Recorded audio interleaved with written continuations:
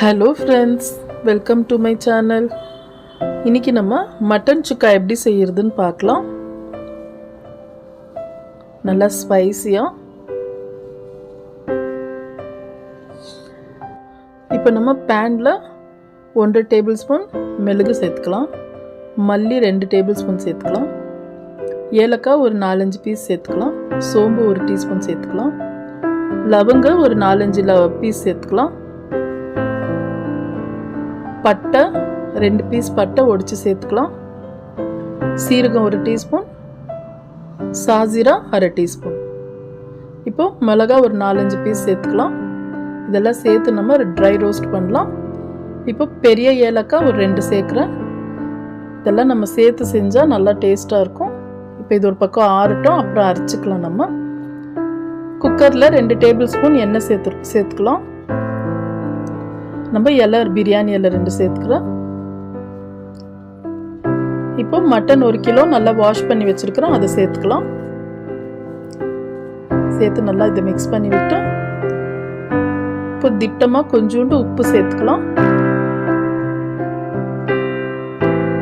கல்லுப்பு கொஞ்சம் சேர்த்துக்கலாம். இப்போ மஞ்சள் தூள் 1/4 டீஸ்பூன் சேர்த்துக்கலாம். மிளகாத்தூள் ஒரு 1/2 டீஸ்பூன் சேர்த்துக்கலாம். இப்போ இதெல்லாம் சேர்த்து நல்லா மிக்ஸ் பண்ணிவிட்டு நம்ம குக்கர் மூடி போடாமல் வேறு மூடி 1 நிமிஷத்துக்கு போடலாம். கறியில் இருக்கிற தண்ணி எல்லாம் இறங்கும், அதனால தான். இப்போ ஒரு 1/4 டம்ளர் நம்ம தண்ணி சேர்த்துக்கலாம். இப்போ இதை நல்லா மிக்ஸ் பண்ணிவிட்டு ஒரு 5-6 விசிலுக்கு வைக்கலாம். மட்டன் நல்லா வெந்துடும். இப்போ இது ஒரு 6 விசில் வரட்டும். இப்போ நம்ம விசில் வந்தாச்சு. மட்டன் நல்லா வெந்திருக்கு. இப்போ இது ஒரு ஓரமாக வைக்கலாம். வேறு பேனில் ஒரு 3 டேபிள் ஸ்பூன் எண்ணெய் சேர்த்துக்கலாம். நான் மீடியம் சைஸ் 4 வெங்காயம் கட் பண்ணியிருக்கிறேன், அது சேர்த்துக்கலாம். திட்டமாக உப்பு சேர்த்துக்கலாம். நம்ம ஆல்ரெடி உப்பு சேர்த்துருக்குறோம். ஒரு கொத்து கருவேப்பிலை, 2 காஞ்ச மிளகாய் சேர்த்துக்கலாம். கொஞ்சம் வதக்கட்டும். 1 டீஸ்பூன் இஞ்சி பூண்டு விழுது சேர்த்துக்கலாம்.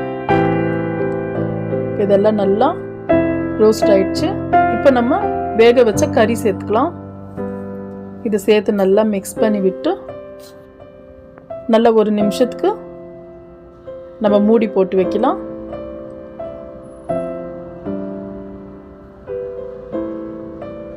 இப்போ பாருங்க, நம்மளுக்கு மசாலா நல்லா பிடிச்சிருக்கு. இப்போ இந்த டைமில் நம்ம அரைச்சி வச்ச ட்ரை ரோஸ்ட்டு நம்மளுக்கு எவ்வளோ தேவையோ காரம் அவ்வளோ சேர்த்துக்கலாம். நான் 2 டேபிள் ஸ்பூன் சேர்க்குறேன்.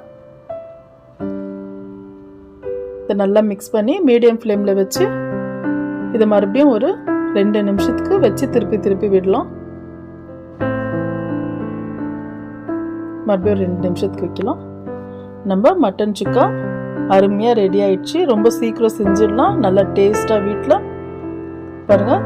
நம்மளுக்கு ஃபுல்லு ட்ரையாக தண்ணியெல்லாம் இழுத்துடுச்சு. இப்போ நம்ம மட்டன் சுக்கா ரெடி ஆயிடுச்சு. இப்போ நம்ம சர்வ் பண்ணிக்கலாம். பாருங்க, பார்க்கவே நல்லா இருக்கு. நல்லா சூப்பராக டேஸ்ட்டாக இருக்கு. கண்டிப்பாக ட்ரை பண்ணுங்க. நான் போடுற வீடியோஸ் உங்களுக்கு பிடிச்சிருந்தா லைக் பண்ணுங்க, ஷேர் பண்ணுங்க, மறக்காம சப்ஸ்கிரைப் பண்ணுங்க. தேங்க்யூ.